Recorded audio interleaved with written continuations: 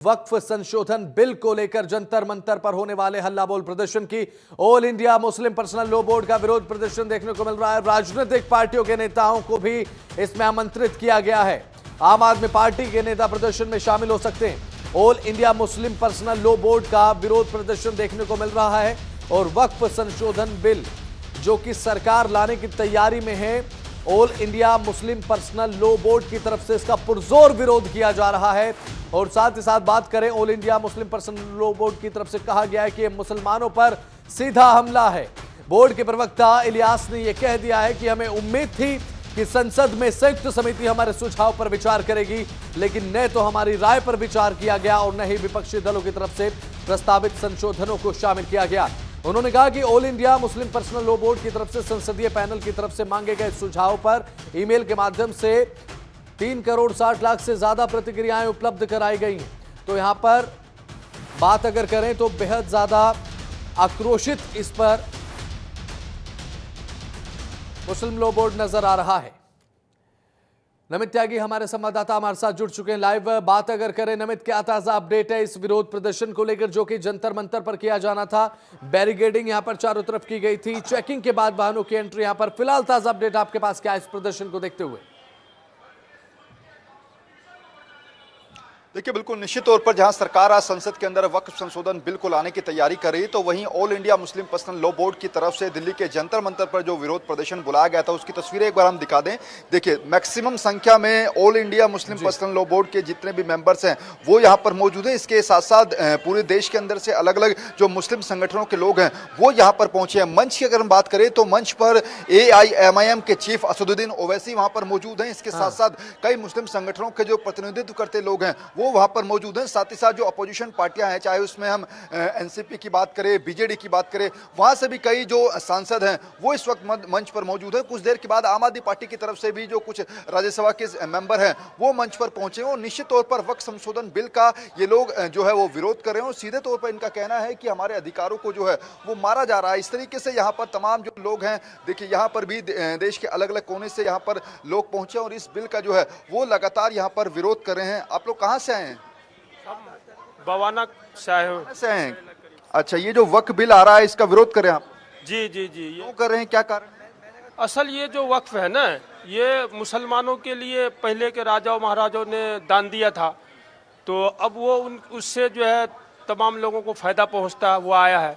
अब ये गवर्नमेंट उसमें जो है रद्दोबदल करना चाहती है और चूंकि पहले कोई कागजात वगैरह भी सही से नहीं हुआ करता था, ऐसे ही लोग दान दिया करते थे।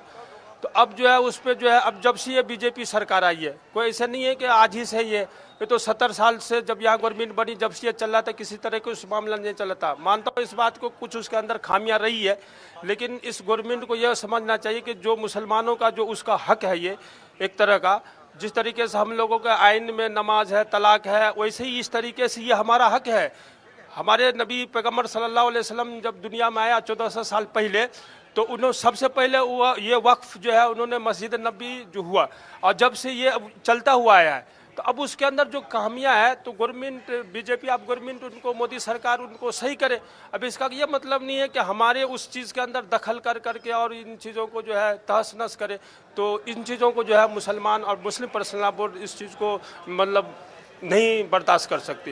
ये जो प्रदर्शन है वो एक दिन का है या फिर आगे भी रहेगा? ऐसा है ना, अभी तो शुरुआत है। ये अगर सरकार इस बात को नहीं समझती है तो फिर ये आंदोलन जो है ये चीज़ें जो है हर शहर में हर जगह जो है मुस्लिम पर्सनल लॉ बोर्ड और इन चीज़ों के तहत जो है होता रहेगा जब तक कि बीजेपी गवर्नमेंट जो है इन चीज़ों को वापस नहीं लेती है। अगर ये करती है ठीक है, अगर हमारे ऊपर ज़बरदस्ती थोपती है तो सरकार तो आनी जानी होती है, 5 साल 10 साल 15 साल 20 साल, उसके बाद तो फिर सरकार तो बदलेगी।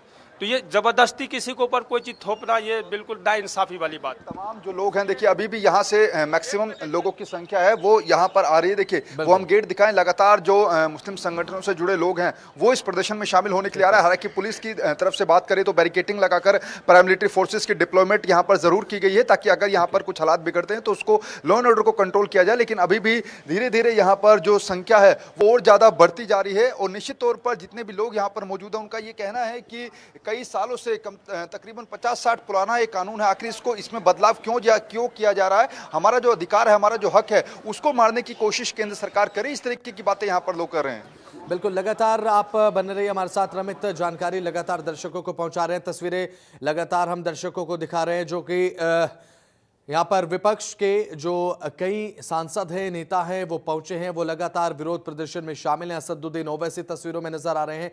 नमित हमारे संवाददाता लगातार हमारे साथ बने हुए हैं। अब ऐसे में नमित, फिलहाल बात अगर की जाए इस वक्फ संशोधन बिल की, अभी तक जो चल रहा था, एक व्यवस्था थी, उसमें अब केंद्र सरकार की तरफ से बदलाव करने को लेकर बात कही जा रही है, जिसका पुरजोर विरोध यहां पर बात अगर करें all India Muslim personal law board की तरफ से किया जा रहा है, जो कि विपक्ष को गवारा नहीं है। अब ऐसे में अंतर क्या है इस संशोधन बिल के बाद, क्या अंतर देखने को मिलेगा, एक बार वो भी नजदीक से दर्शकों को बता दीजिए।